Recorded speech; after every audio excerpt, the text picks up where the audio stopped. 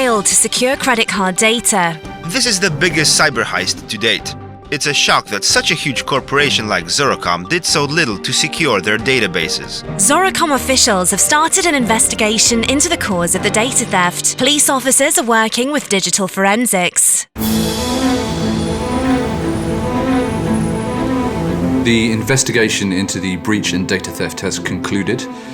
To summarize, more than 1.5 million credit card details were stolen, and the personal details of about 5 million of your customers. The investigation uncovered the following.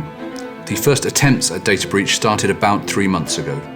Employees began to get infected with malware through compromised websites.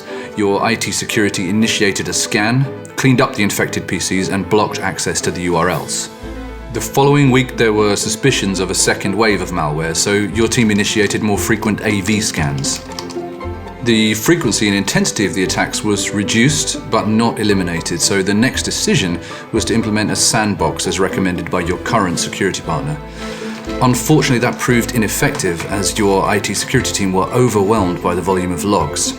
As a last resort, the admin team began blocking access to social networking sites and blogs in the hope of cutting off the attackers' access to information. The only thing that achieved was to create unhappy employees who began looking for ways around the blocks.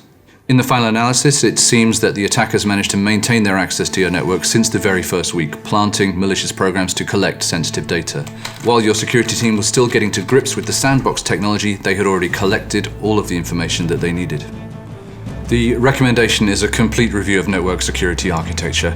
With the police investigation and potential legal action, due diligence really is key. Thanks very much for your time. I'm sure we can avoid this kind of situation in future. Thank you.